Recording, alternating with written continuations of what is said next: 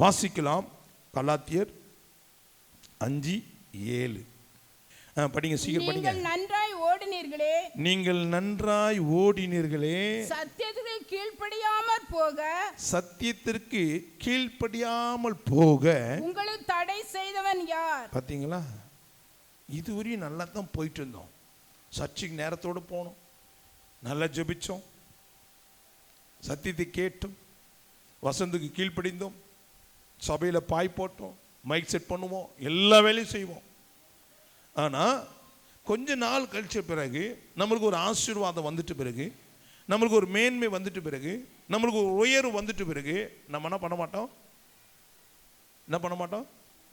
மற்றவங்க பேச்சு கேட்க ஆரம்பிச்சிருவோம், மற்றவங்க ஆலோசனை கேட்க ஆரம்பிச்சிருவோம். அது பிறகு நீங்க என்ன பண்ண மாட்டீங்க? சத்தியத்திற்கு கீழ்ப்படிய மாட்டீங்க. அப்படின்னா யார் கீழ்ப்படிய மாட்டீங்க? உங்களை ஆசீர்வதிச்சது யாரு? உங்களை உயர்த்தது யாரு? உங்களை மேன்மைப்படுத்துறது யாரு? ஆனா இப்ப நீ யாருக்கு கீழ்ப்படியல? இயேசுக்கு. இயேசு எங்க இருக்கிறாரு? உங்க வீட்டு சமையல் ரூம் இல்லையா? சபையில் இருக்கிறாரு. சபையில் ஊழியக்காரர் மூலியமா ஆவியானவர் என்ன பண்ணுவாரு? பேசுவார். சத்தியத்தை மனதார கேட்கணும். ஆனால் தேவனுடைய பிள்ளைகளே, நீங்கள் நன்றாய் ஊழியம் செஞ்சுருப்பீங்க, முழங்கால் போட்டு ஜெபிச்சிருப்பீங்க, நேரத்தோடு சபைக்கு வந்திருப்பீங்க, கூட்டெல்லாம் முடிச்சுட்டு எல்லா வேலையும் முடிச்சுட்டு தான் கடைசியாக பொறுமையாக போவீங்க. ஆனால் கொஞ்ச நாள் போக போக போகனா பால் என்ன பண்ணுமா? புளிக்குமா? ஆமென். அல்லேலூயா.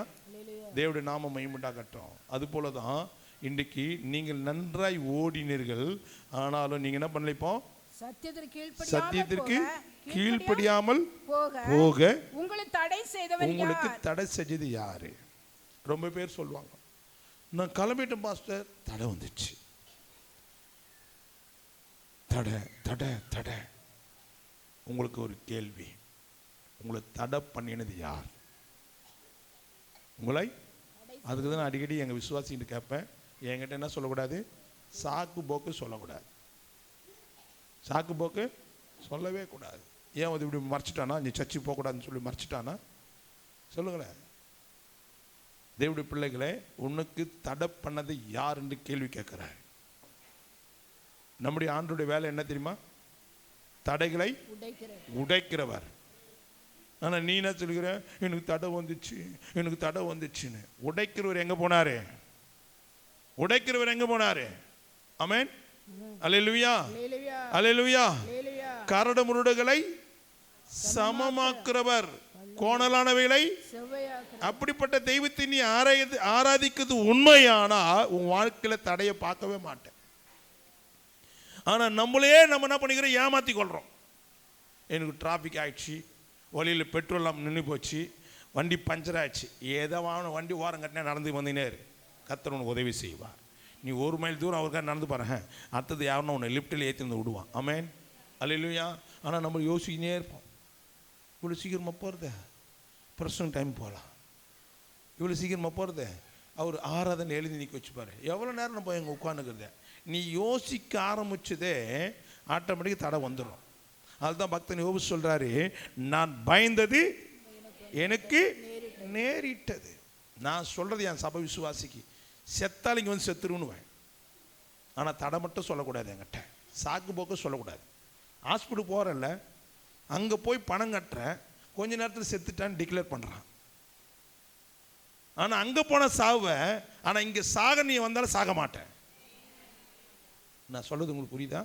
ஹாஸ்பிட்டலுக்கு சுகம் பெற்று உயிரோடு வாழணும், பல லட்சத்தை கொடுக்குறேன், எல்லாத்தையும் முடிச்சுட்டு பிறகு கடைசியாக சொல்கிறான் பணத்தெல்லாம் வாங்கிக்கின்னு. அதனால தான் நீ உள்ளே போனோன்னு ஃபஸ்ட்டு டெபாசிட் கட்டுறான்றான். ஆமென். இங்கே ஒன்றுமே கிடையாது. இங்கே ஆண்டவர் என்ன பண்ணுறாரு? அற்புதம் அடையாளத்தையும் உங்கள் கண்ணுக்கு முன்னாடியே செய்கிறாரு. ஆனால் இதை விட்டுட்டு நீ எங்கே ஓடினுக்கிற?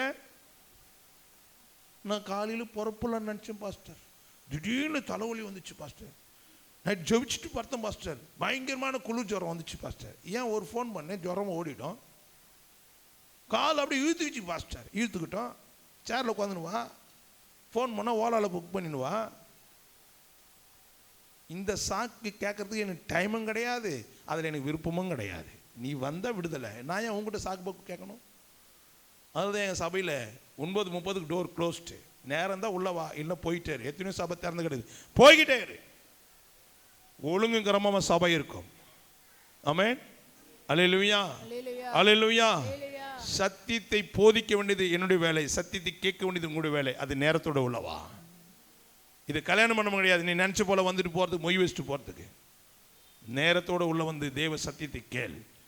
இதுவரை நீ எந்த சபையிலும் கிடைக்காத ஒரு விடுதலை இங்கே தேவன் கொடுத்திருக்கிறார்னா, முதலாவது கர்த்தருக்கு பயப்படுகிற பயம் உனக்குள்ள இருக்க வேண்டும். ஆமென். நீங்கள் நன்றாய் ஓடினீர்கள், ஆனால் இப்போ ஏன் உன் சத்தியத்துக்கு கீழ்ப்படியில? ஏன் இப்போ சத்தியத்துக்கு நீ செவி கொடுக்கல? ஏன் தாறுமாறா போயிட்டு இருக்கிற? கர்த்தரை விட்டு விலகிற இருதயம் உள்ளவர்கள் சபிக்கப்பட்டவர்கள், சபிக்கப்பட்டவர்கள். ரொம்ப கவனமாயிருங்க. அல்லேலூயா, அல்லேலூயா. நான் வேகமாய் போகிறேன். மீதி 6 பாயிண்ட் இருக்கு, வேகமாக சொல்கிறேன், நோட் பண்ணிக்கொள்ளுங்க. தேவனுடைய நாமம் மகிமையுண்டாகட்டும். 1 பேதுரு 1:22 சீக்கிரமா. ஆகையால் நீங்கள் மாயமற்ற சகோதர சிநேகமுள்ளவர்கள் ஆகும்படி ஆவியினாலே சத்தியத்திற்கு கீழ்ப்படிந்து, ஆவியினாலே சத்தியத்திற்கு கீழ்ப்படிந்து உங்கள் ஆத்துமாக்களை சுத்தமாக்கி கொண்டவர்களாய் போதும். இருக்கிறபடியால். தேவனுடைய பிள்ளைகளை, ஆவியினால நீ சத்தியத்தை கேட்டா உன் ஆத்துமா என்னவோ சுத்தமாகும். 2வது பாயிண்ட் சுத்தம். 2வது பாயிண்ட் சுத்தம். நீ பாவத்தில் நிவர்த்தி ஆன பிறகு, ஆமென், அல்லேலூயா. ஒரு குழந்தை தாய் வயிற்றில் பிறக்குது. தாய் வயிற்றிலிருந்து பிறகு வந்த பிறகு அந்த குழந்தைக்கு உடனே என்ன பண்றாங்க? சுத்தம் பண்றாங்க. அப்படியே விட்டுறாங்களா? சொல்லுங்களேன். ஒரு கணுக்குட்டி, ஒரு மாடு ஈன்ற பிறகு அது அப்படியே விடலை, அதையும் சுத்தப்படுத்துது. பார்த்துருக்கீங்களா? ஆடு மாடெல்லாம் பார்த்துருக்கீங்களா? என்ன பண்ணோம்? நாக்குனால நக்கி அதை சுத்தப்படுத்தும். அது பிறகு உடம்புல சூடு ஏறும். அது பிறகு அவர் எழுந்து அப்படியே நடக்க ஆரம்பிப்பார். எப்பொழுது? சுத்தம் பண்ண பிறகுதான். அல்லேலூயா, அல்லேலூயா. அப்போ தேவனுடைய பிள்ளைகளை, நீ சத்தியத்தை கேட்ட பிறகு, நீ பாவத்தில் நிவர்த்தி ஆன பிறகு தேவன் உன்னை சுத்தப்படுத்துவார். சங்கீதம் 51:7 எடுத்து வாசிங்க. சங்கீதம் 51:7.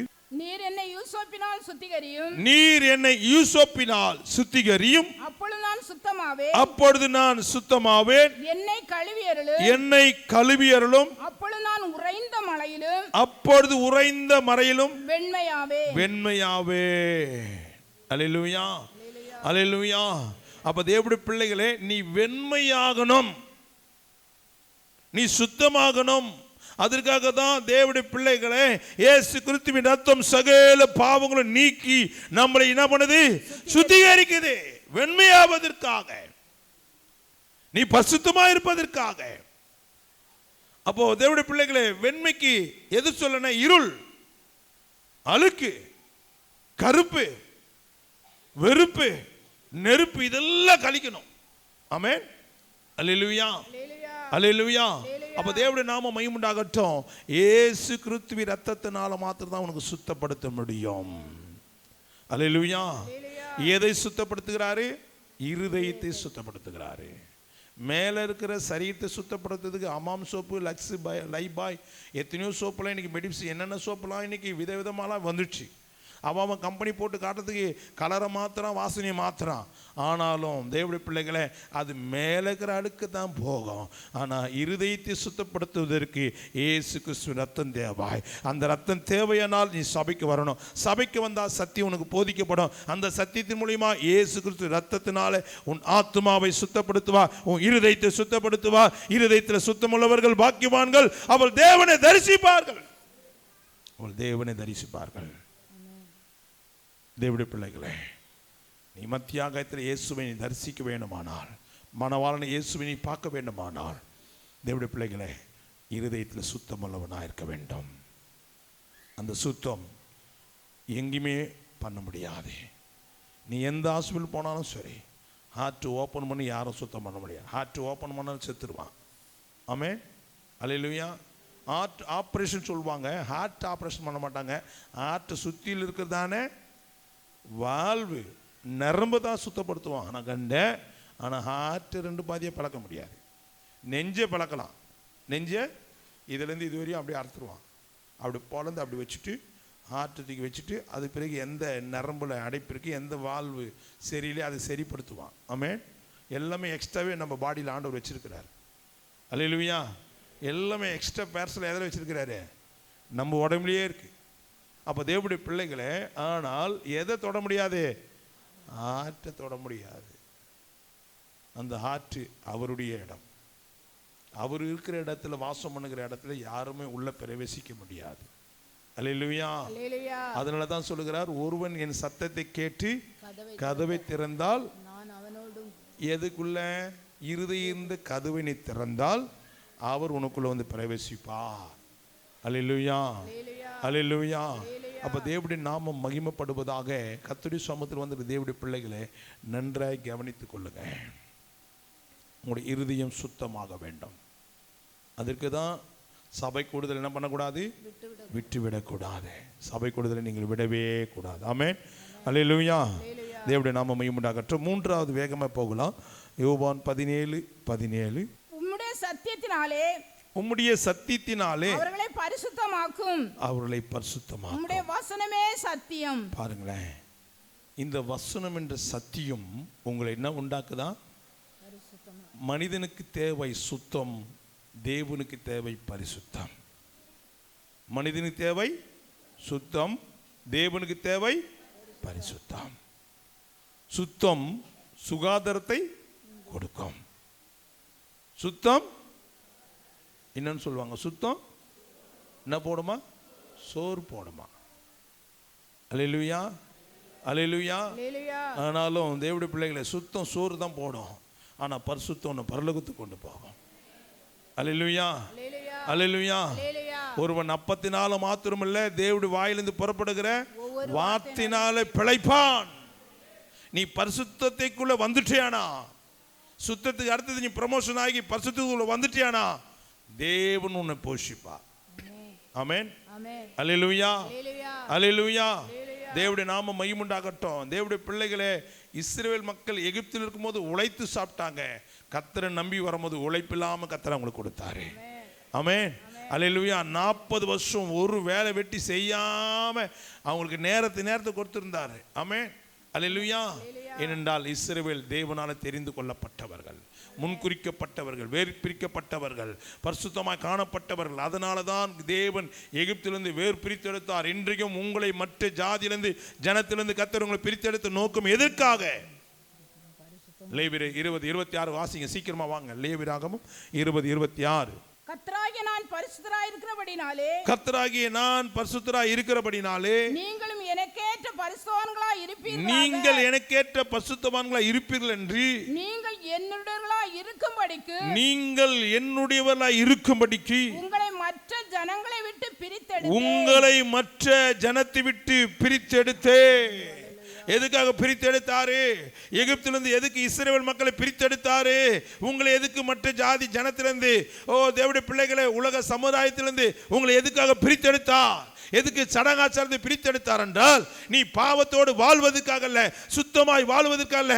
சுத்தம் தேவைதான், ஆனா அதுக்கு மேலே ஒரு கிறிஸ்தவனுக்கு பரிசுத்தம் அவசியம். அல்லேலூயா. கிறிஸ்து அறியாதவனுக்கு சுத்தம் தேவை.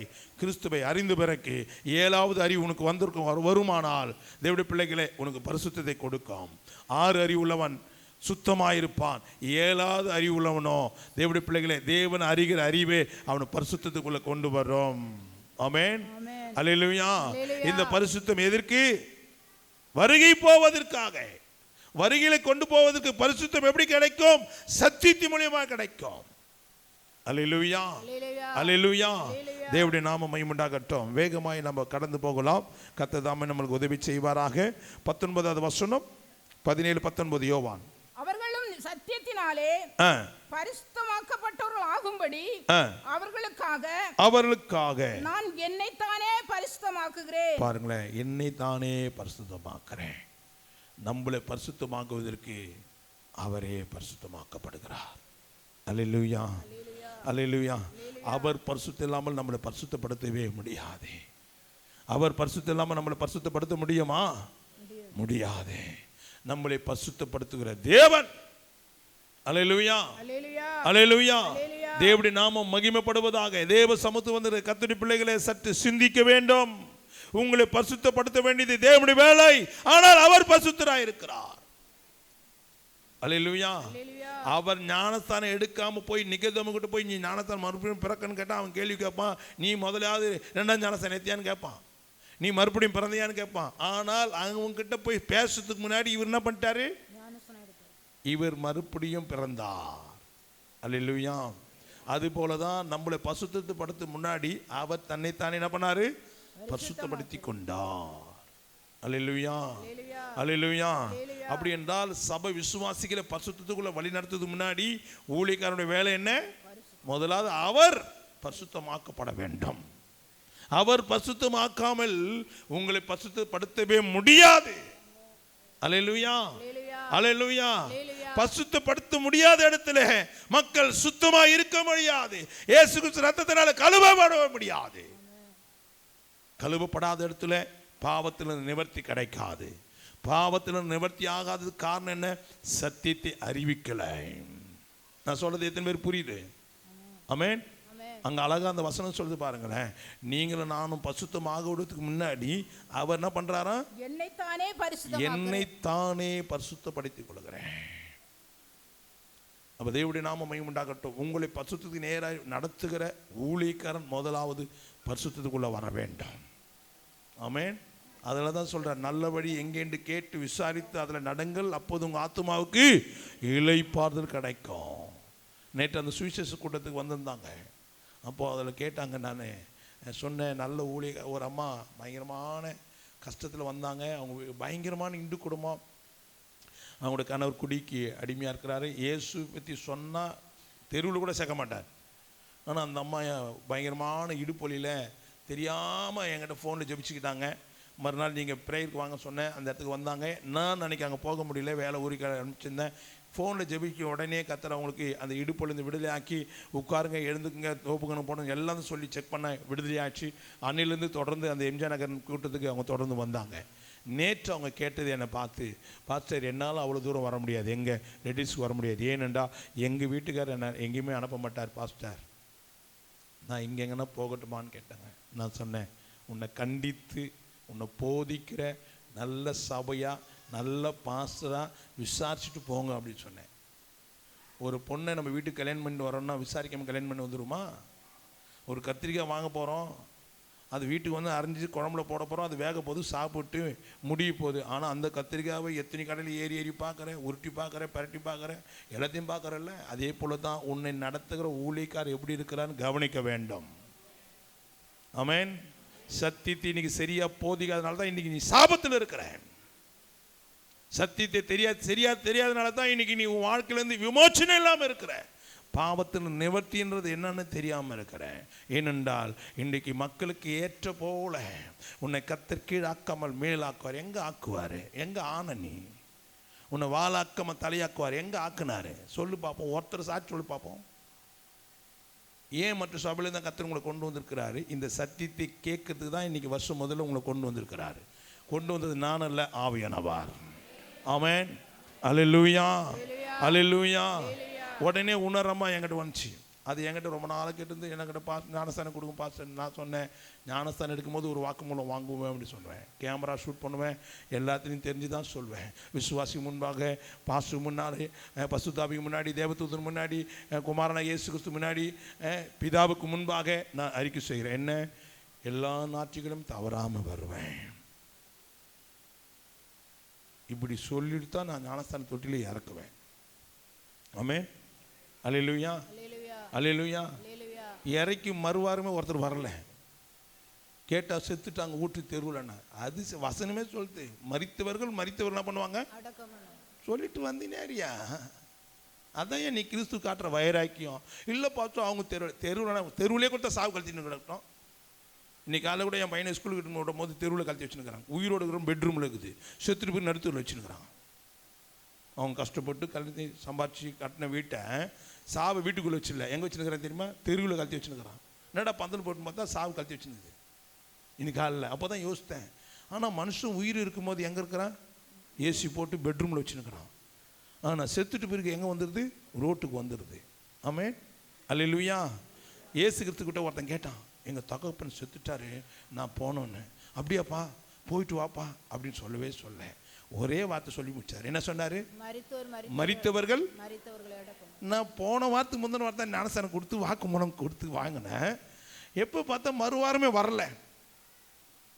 சரி, என்னத்தான் ஆச்சு, என்ன பிரச்சனை இருக்குன்றது எனக்கு தெரியும். அவர் சொன்னார், பாஸ்டர் 2 விரல் போச்சு. யாருக்கு? இந்திக்காரனுக்கு. ஹாஸ்பிட்டல் போனால் ஓகே ஆயிடுச்சு. வீட்டுக்கு வந்து குளிச்சுட்டு ரெடியாக வந்து செத்து போட்டாங்க பாஸ்டர். அவங்க செத்துட்டாங்க, நீ என்ன பண்ண போகிற? போய் பார்த்தியா? மூஞ்ச பார்த்தியா? வந்துக்கினேரு. ஏய், நீ எங்கடா போகிற? ஊர் கட்டுப்பாடா? கிடையாது. எந்த கட்டுப்பாடாக இருந்தாலும் கிறிஸ்துவின் அன்பை விட்டு பிரிப்பவன் யார்? நீ காட்டி அவன் வயராக்கித்த. ஆமென். அல்லேலூயா, அல்லேலூயா. என் ஆலோசனையெல்லாம் தள்ளினார்கள், என் கடிந்து கொள்ளை வெறுத்தார்கள். லாபத்து சூறாப்பள்ளி வர போல வருமா? நான் இங்கே வாங்குற ஸ்டேட்மெண்ட்லாம் சும்மா கிடையாது. அதுக்கு தான் சொல்வேன், விசுவாசிக்கு முன்பாக, நல்லா கேட்டுக்கொள்ளுங்க, விசுவாசிக்கு முன்பாக, ஊழியக்காருக்கு முன்பாக, அதுக்கு அடுத்தது தேவ தூதருக்கு முன்பாக, அதுக்கு அடுத்தது பரிசுத்தாவிக்கு முன்பாக, குமாரனாகிய இயேசு கிறிஸ்துவுக்கு முன்பாக, பிதாவுக்கு முன்பாக. 2வது ஸ்டேட்மெண்ட் எப்படி? என்னுடைய சுய அறிவோடு, என் சுய புத்தியோடு, யாருடைய கட்டாயத்தின் பேரில் அல்லாமல், இந்த உபதேசத்துக்கு கீழ்ப்படிந்து, இந்த சத்தியத்துக்கு கீழ்ப்படிந்து நான் ஞானஸ்தானம் எடுக்கிறேன். எனக்காக நீங்கள் ஜெபிங்க. அல்லேலூயா, அல்லேலூயா. அப்போ தேவனுடைய பிள்ளைகளை இங்கே சொல்கிறார் ஆண்டவர், மரித்தவர்களுக்கு அடக்கம் சொல்லிட்டுன்றார். ஆமென். அல்லேலூயா, அல்லேலூயா. ஒரு மிலிட்ரி வேலைக்கு போயிட்டோம். ஒரு மிலிட்ரியில் இராணுவத்தில் வேலை செஞ்ச பிறகு யார் செத்தா அனுப்பவே மாட்டான், அம்மா செத்தா மட்டும் தான் அனுப்புவான். யார் பங்காளி சாகட்டும், வீட்டு பக்கத்தில் சாகட்டும்னு. அப்போ அன்னைக்கு மட்டும் சொந்த பந்தம்லாம் இல்லையா?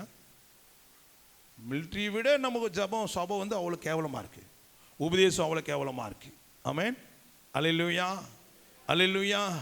தேவனுடைய பிள்ளைகளை ஆண்டவர் பார்வோனுடைய இருதயத்தை கடினப்படுத்தின போல உன் பக்கத்து வீட்டில் இருக்கிற ஒரு செவர் கண்ணன் இருக்கிற அண்ணனுடைய இருதயத்தையும் கர்த்தர் கடினப்படுத்தி வச்சிருக்கார். மறந்துடாத. நான் பேசுறதெல்லாம் உனக்கு குத்தி கொடுக்குற போல தான் இருக்கும், ஆனால் நீ கிளியர் ஆகிடு. தேவன் அனுமதிக்காமல் ஒருத்தரும் பேச விட மாட்டார். ஏனென்றால் நீ இன்னும் கிறிஸ்துவிட்ட நெருங்க வேண்டும், கிறிஸ்துவின் அன்பை நீ உணர வேண்டும். ஆமென். எல்லாம் இருக்கும் போது உனக்கு எல்லாம் சுற்றிட்டு இருக்கலாம், ஆனால் எல்லாம் உன்னை விட்டு போன பிறகு ஒருத்தர் உன்னை தேடி வந்து விசாரிக்க மாட்டாங்க. ஏன்? இன்னும் நீ கர்த்தரிடத்தில் கிட்ட சேரலன்றது தான் அர்த்தம். இந்த உபதேசம் எங்கேயும் பேசவும் மாட்டாங்க. ஆமென். அல்லேலூயா, அல்லேலூயா. அப்போஸ்தலர் 4:29 கீழே படிங்க. உம்முடைய வசனத்தை முழு தைரியத்தோடு சொல்லும்படி அவர்களுக்கு அனுக்கிரகம் செய்தருளும். தேவனுடைய நாமம் மகிமை உண்டாகட்டும். தைரியமா சொல்லணும். பிரசங்கத்தை என்ன பண்ணணும்? தைரியமா சொல்லணும். ஆமென். வசனத்தை தைரியமா போதிக்கணும். அல்லேலூயா, அல்லேலூயா. அப்ப தேவனுடைய நாமம் மகிமை உண்டாகட்டும். இன்றைக்கு கர்த்தருடைய வசனத்தை சொல்வதற்கு தைரியம் இல்லாமல் அநேகர் இருக்கிறாங்க. அல்லேலூயா. ஆனால் கர்த்தருடைய வசனத்தை தைரியத்தோடு போதிக்க வேண்டும். ஆமென். அல்லேலூயா. ஐயோ, இந்த குடும்பம் இப்படி சொல்லிட்டா வராது, தசமம் வராது, காணிக்க வராது, அதுக்கு பயப்படவே கூடாது. அப்போ நீ பிழைப்புக்காக வந்திருக்கிற, காணிக்க எதிர்பார்த்து வந்திருக்கிற, சம்பளத்துக்கு வேலை செய்ய வந்திருக்கிற. அல்லேலூயா. நீ கர்த்தருடைய வேலை செய்யணும்னா நீ கர்த்தருக்கு பயந்து நடக்கணும். ஆமென். அல்லேலூயா, அல்லேலூயா. தேவனுடைய நாமம் மகிமை உண்டாகட்டும். கர்த்தருடைய சமுத்திரம் வந்திருக்கு. தேவனுடைய பிள்ளைகளே, 4வது பாயிண்ட், சீக்கிரமாக போகலாம். 4வது பாயிண்ட் 2 தெசலோனிக்கேயர் 2:13. கர்த்தருக்கு பிரியமான சகோதரரே, நீங்கள் ஆவியினாலே பரிசுத்தமாக்கப்படுகிறதினாலும் சத்தியத்தை விசுவாசிக்கிறதினாலும் ரட்சிப்படையும்படிக்கு. பாருங்க, நீங்க சத்தியத்தை விசுவாசிக்கும் போது உங்களுக்கு என்ன கிடைக்குது? ரட்சிப்பு கிடைக்குது. அல்லேலூயா, அல்லேலூயா. தேவனுடைய நாமம் மகிமை உண்டாகட்டும். 5வது பாயிண்ட் சங்கீதம் 91:4. சங்கீதம் 91:4. அவர் தமது சிறகுகளாலே உன்னை மூடுவார். அவர் செட்டைகளின் கீழே அடைக்கலம் புகுவாய். அவருடைய சத்தியம் பரிசேயும் கேடகமாகும். அவருடைய சத்தியம் உனக்கு என்னவா இருக்குது? கேடகமா இருக்கு. அவருடைய சத்தியம் உனக்கு என்னவா இருக்கு? கேடகமா இருக்கு. சங்கீதம் 115:9. இஸ்ரவேலே, கர்த்தரை நம்பு. அவரே அவர்களுக்கு துணையும் அவர்களுக்கு கேடகமாய் அவருக்கு கேடகமாக இருக்கிறார். நீ சத்தியத்துக்குள்ள உள்ள வந்துட்டானா, சத்தியம் உனக்குள்ள வந்துச்சானா, தேவனுடைய பிள்ளைகளே, அவர் உனக்கு கேடகமாக இருக்கிறார். சத்தியத்தை நீ விசுவாசிக்கும் போது அவர் உனக்கு துணையாய் நிற்கிறார். ஆமென். அல்லேலூயா. அவர் உனக்கு கோட்டையாக இருக்கிறார், அவர் உனக்கு அரணாக இருக்கிறார், அவர் உனக்கு மதிலாக இருக்கிறார். எப்பொழுது சத்தியத்தை நீ அறிந்து கொள்ளும் போது, சத்தியத்தை நீ ஏற்றுக்கொள்ளும் போது, சத்தியத்தை நீ விசுவாசிக்கும் போது அவர் உனக்கு கேடகமாக இருக்கிறார். அல்லேலூயா, அல்லேலூயா. இஸ்ரவேலை காக்கிறவர் உறங்குவதும் இல்லை, தூங்குவதும் இல்லை. ஏனென்றால் தேவனுடைய பிள்ளைகளே, சத்தியத்தை நீ நம்பிட்ட, இயேசுவை நீ நம்பிட்ட, அதனால கர்த்தர் உன்னை காப்பாற்ற வேண்டிய அவசியம் அவருக்குள்ள உண்டு. ஆமென். அல்லேலூயா. 7வது பாயிண்ட் கொஞ்சம் சீக்கிரமா வாங்க. நீதிமொழி 20:28. தயையும் சத்தியமும் ராஜாவை காக்கும், தயையினாலே தன் சிங்காசனத்தை நிற்க பண்ணுவான். தயவும் சத்தியமும் என்ன பண்ணுது? நம்மளை தன்னை காக்கும். அல்லேலூயா, அல்லேலூயா. அப்ப தேவனுடைய பிள்ளைகளே, சத்தியம் உங்களை காக்கும், சத்தியம் உங்களை காக்கும், உங்களை காக்கும். இஸ்ரவேலை காக்கிறவர் உறங்கவே மாட்டார். நீ சத்தியத்துக்குள்ள வந்துட்டியானா, சத்தியமான இயேசு உன்னை காப்பாற்றுவார். எந்த மந்திரமும் உன் வீட்டுக்குள்ள வராது, கையை காலை இழுக்காது. ஆமென். அல்லேலூயா. நீ அலற மாட்டேன். எந்த பேயும் செத்துப்பானாவி உன் வீட்டுக்குள்ள வரவே கூடாது. ஏன் வருது? எதுக்கு வருது? சத்தியத்தின்படி நீ வாழலை, சத்தியத்துக்கு செவி கொடுக்கல, உள்ள வந்துச்சு. ஆமென். நேற்று ஒருத்தர் அப்படிதான் முடியலன்னு சொல்லிட்டு எனக்கு ஃபோன் வந்தது, அலக்கழிக்கிறாங்கன்னு. ஆண்டவர்கிட்ட கேட்டேன், நீ போவாத, உன் வேலையை பாரு அப்படின்ட்டார். நான் போகல. சத்தியத்தை அறிந்த பிறகு உள்ள பேய் வர்றதுக்கு அனுமதியே கிடையாது. செத்து போன வரவே கூடாது. நன்றாய் புரிந்து கொள்ளுங்க. இன்னும் இந்த சத்திய சபைக்கு வந்து இன்னும் நான் என்ன பண்ணல, சரியாக சீர்படல்னு அர்த்தம். ஒரு நேரத்தில் 108 ஆம்புலன்ஸ் போல வந்தவன் தான். ஆனால் எல்லா நேரத்துக்கும் வருவனை யோசிக்காத. தேவன் அனுமதிச்சா மாத்திரம்தான் வருவேன். மீண்டும் மீண்டும் உனக்குள்ள என்ன வரக்கூடாது. காக்கிறவர் எங்க போயிட்டாரு? காக்கிறவர் உறங்குவதும் இல்லை, அப்ப எங்க போயிட்டாரு? எங்க போனார்? உங்க வீட்டுக்குள்ள, உங்க வீட்டு கேட்டாண்டு எங்க போல? அவர் எங்க போயிட்டாரு? ஏன் வாசற்படியில் நிக்கல? ஏன் உனக்கு பாதுகாக்கல? எப்படி தேவன் அறியாம உள்ள வந்துச்சு? ஆரம்பத்தில் வந்துச்சு, அதனால உன்னை உள்ள கொண்டு வந்தாரு. உனக்கு ரட்சிப்புக்கு வழியில் கர்த்தர் உன்னை நடத்துறாரு. ஆனால் திருப்பி திருப்பி நீ என்ன பண்ணக்கூடாது? அலக்கழிக்க கூடாது. திருப்பி திருப்பி என்ன பண்ணக்கூடாது? பிசாசு உனக்குள்ள வரவே கூடாது. அப்படின்னா உங்ககிட்ட என்ன பிழை இருக்கு? உன் குடும்பத்தில் என்ன பிரச்சனை இருக்கு? சாபத்துக்கு ஈடானது உன் வீட்டுக்குள்ள கொண்டு போகாயாக. ஏதாவது உன் வீட்டுக்குள்ள வந்துட்டாலோ, வார்த்தை மூலியமா வந்துட்டாலோ, சிந்தனை மூலியமா வந்துட்டாலோ, பிசாசு உள்ளவருமா இயேசு அந்த வீட்டில் இருக்க மாட்டார். நன்றாய் புரிந்து கொள்ளுங்க. இயேசு கிறிஸ்து ஊழி செஞ்ச நாட்களில் சும்மா சும்மா யாரும் அலக்கழிச்சுன்னு இல்லை, சும்மா சும்மா யாரும் விடுதலை வாங்கிக்கின்னு வரல. எல்லாருக்கும் ஒரே ட்ரிப்பு தான். எல்லாருக்கும் ஒரே ட்ரிப்பு தான். இல்லைன்னா இன்னும் 33 வருஷம் இருந்தால் கூட என்ன இருக்காது, ஊழியம் முடிஞ்சிருக்காது. ஆமென். எல்லாருமே ஒரே டைம் தான். ஆனால் இங்கே மட்டும் வருஷம் ஃபுல்லாக ஆடி நடக்குது. ஏன்? இன்னும் சத்தியத்தை கேட்டு நீ பாவத்தில் நிவர்த்தி ஆவலந்து கவனிச்சுக்கொள். நீ ஆண்டுக்கு விரோதமாக பேசினாலோ, முறுமுறுத்தாலோ, முணுமுணுத்தாலோ உள்ள பிசாசு வந்துடுவான். அவன் எங்கே இல்லை, பக்கத்திலே தான் நிற்கிறான். அதில் ரொம்ப கவனமாக இருங்க. அல்லேலூயா, அல்லேலூயா. அமாவாசைக்கு மந்திரம் பண்ணட்டும், பௌர்ணமி மந்திரம் பண்ணட்டும், எதனா பண்ணட்டுங்க, பொல்லாப்பு உனக்கு நேரிடாது, அணுகாது. இன்னும் உங்களுக்காக எவ்வளவு நாளைக்கு நான் போராடிட்டு இருப்பேன்? வலது கைக்கும் இடது கைக்கும் வித்தியாசம் தெரியாம கோடிக்கணக்கான மக்களுக்கு ஓட வேண்டிய காலத்தில் உங்களுக்கு சைக்கிள் கற்றுக் கொடுக்குற வரைக்கும் தான் முன்னாடி ஒரு கை பின்னாடி ஒரு கை பிடிச்சின்னு உங்களை தள்ளின்னு போவான். கொஞ்சம் தூரம் ஓட்டினோடனே இந்த லெஃப்ட் கை விட்டுருவான். அதுக்கடுத்து பின்னாடி சீட்டு பிடிச்சினே ஓடியாடுவான். அதுக்கடுத்து உன்னை ஓட்ட சொல்லிட்டு பின்னாடி சைலண்டாக நின்றுடுவான். அது பிறகு நீ அவனே வச்சு டபுள்ஸ் தான் ஓட்டணும். ஆமென். அதுதான் இந்த ஊழியத்தினுடைய காரியம். ஆமென். அல்லேலூயா, அல்லேலூயா. தேவனுடைய பிள்ளைங்க நடக்கிற வைக்க வரைக்கும் தான் நடவண்டி தேவை. நடந்துட்டு பிறகு நடவண்டி தேவையே கிடையாது. ஜெபிக்க கற்றுட்டு பிறகு, சத்தியத்தை அறிஞ்ச பிறகு நீ கர்த்தரோடு வாழ கற்றுக்கோ. அதுக்கு தான் இங்கே ஆண்டவர் உனக்கு, ஆண்டருக்கும் உனக்கும் ஒரு உறவு உண்டாக்க தான் கர்த்தர் சபைக்கு கொண்டு வராரு. உன் சத்தியத்தை கேட்ட பிறகு நீ சத்தியத்திலேருந்து நீ அறிஞ்ச பிறகு மனஸ்தாப்பட்டு பாவத்திலேருந்து வெளிவரணும். நீ அதை விட்டுட்டு முறுமுறுத்துக்கிட்டு இருந்தியான்னா ஆட்டோமேட்டிக்காக வருவான். புலம்பக்கூடாது, முறுமுறுக்கூடாது. எவ்வளோ நேரம் உட்கார்ந்தாலும் உட்காரணும். உங்களை போல என்ன போல மனுஷன் தான் இயேசு கிறிஸ்து ஊழியம் செஞ்ச நாட்களில் புசியாமல் குடியாமல் எத்தனை நாள் இருந்தாங்க? ஹலோ, எத்தனை நாள் இருந்தாங்க? 3 நாள் இருந்தாங்களாம். அது கூட எப்படி? நெருங்கி வசனத்தை கேட்க முடியும் என்ன பண்ணாங்களாம்? நெருக்கின்னு உட்காந்தாங்களாம். சேர் போட்டு உட்காந்தாங்களா எனக்கு தெரியல, சோபாவில் உட்காந்தாலும் எனக்கு தெரியல, நெருக்கி உட்காந்தாங்களாம். அந்த ஆவியம் தானே எங்கேயும் பேசினுக்கிறாரு. ஆமென், அல்லேலூயா, அல்லேலூயா. இந்த உபதேசம் கண்டிப்பான உபதேசம், கண்டிக்கிற உபதேசம், உன்னை சீர்படுத்துகிற உபதேசம், உன்னை பண்படுத்துகிற உபதேசம், உன்னை பயன்படுத்துகிற உபதேசம். அல்லேலூயா. நீ கேட்டா கேளு, கேட்க கட்டி போயிட்டாரு. கேட்காதவன் பேர் வந்து கலக விட்டார் வசனம் சொல்லுது. கேளாதவன் வருகைக்கு வர முடியாது, கேட்கிறவன் வருகைக்கு வருவான். அல்லேலூயா. கேளாதவனுக்கு பாவத்தில் நிவர்த்தி ஆக முடியாது, கேட்கிறவன் மட்டும்தான் பாவத்தில் நிவர்த்தி ஆக முடியும். 2 கூட்டம் சபையில் இருக்க தான் செய்யும். ஒன்று ஏற்றுக்கொள்ள, ஒன்று வெறுக்கும். அதில் தான் சொல்லுது, கேட்கிறவன் கேட்கட்டும், கேளாதவன் கேளாத இருக்கட்டும். ஆனால் கேளாத இருக்கணும் பேர் அழகாக டைட்டில் கொடுக்குறார். அது கலகம். அதுவும் வருகைக்கு போவாது, உன்னையும் வருகைக்கு போக விடாது. ஆமென், அல்லேலூயா. அதனால் ரொம்ப கவனமாக இருங்க, ரொம்ப கவனமாக இருங்க. கர்த்தருடைய சமூகத்தில் வந்திருக்க தேவனுடைய பிள்ளைங்களே, சங்கீதம் 121:5 கடைசி வசனம் முடிச்சுட்டேன்.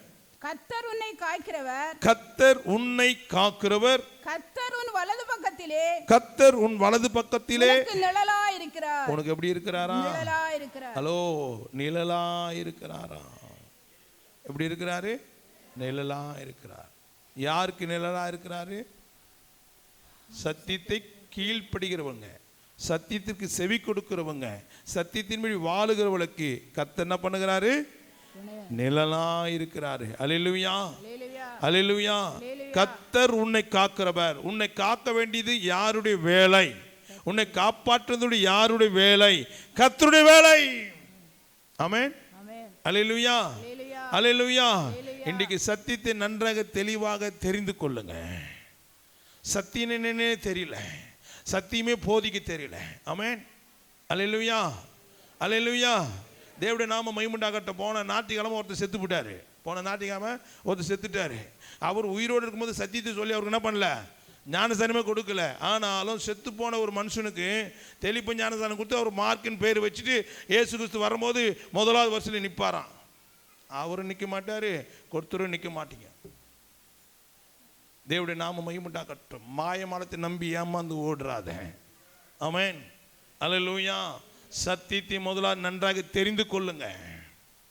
சத்தியத்தை நீ சரியா அறிந்து கொள். ஏமாந்து போய் வருகையில் மிஸ் பண்றாத. ஒரே ஒரு வருகை தான், ரகசிய வருகையை நீ எடுத்துக்கொள்ளப்பட வேண்டும்.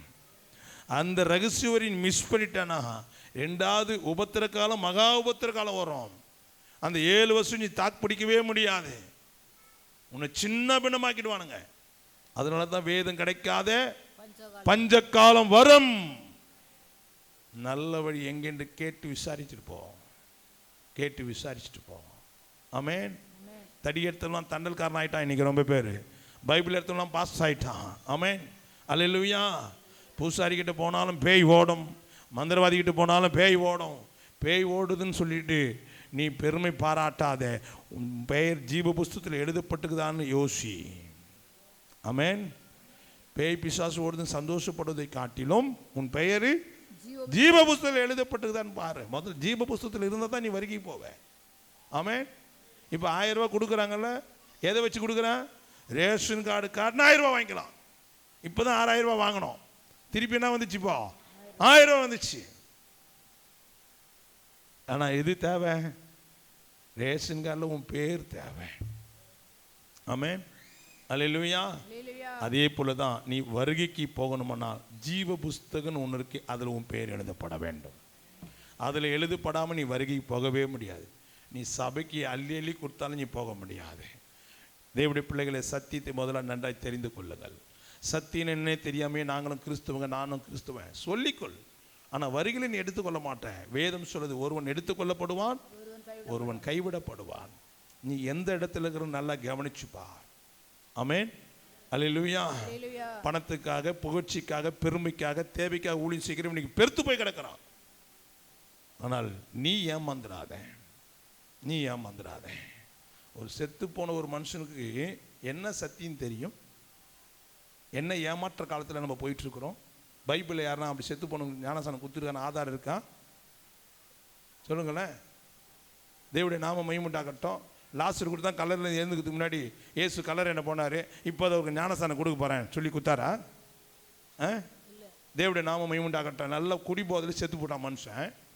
உயிரோடு இருக்கும்போது அவனை ரட்சிப்புல வழி நடத்தலை, சத்தியத்து போதியில் அவன் நரகத்துக்கு நேராக போகிறான். அதுதான் சொல்கிறார், என் நாமத்தை வீணிலே வழங்கினா தண்டிப்பேன்னு சொல்கிறாரு. அதனால தான் கடைசி காலத்தில் கர்த்தர் மெய்ப்பன் என்ன பண்ணுவாரா? வெட்டுவேன்னு எழுதியிருக்கு. அப்படி நடக்கும், அப்படி நடக்கும்.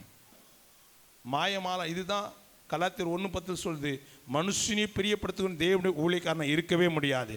இப்போ அவர் என்ன பண்ணிட்டாரு? அவங்க கொடுக்குற காணிக்காகவும் அவங்க சொல்றதுக்காகவும் என்ன பண்ணிட்டாரு? கிறிஸ்து முறை அடக்கம் பண்ணுறதுனால அதனால ஒரு பிரயோஜனமே கிடையாது. வசனத்தில் எங்கேயுமே கொடுக்கப்படலை. செத்து போனவங்க ஞானஸ்தானம். அல்லேலூயா. அப்போ இன்னைக்கு நீங்கள் எந்த இடத்துல இருக்குன்னு சற்று சிந்தித்து பாருங்க. நீ எங்கே போயிட்டு இருக்குன்னு சிந்தித்து பார். உங்களுடைய முடிவு என்னன்னு யோசித்து பார். காது கொடுத்து நல்லா கேட்டுக்கோ.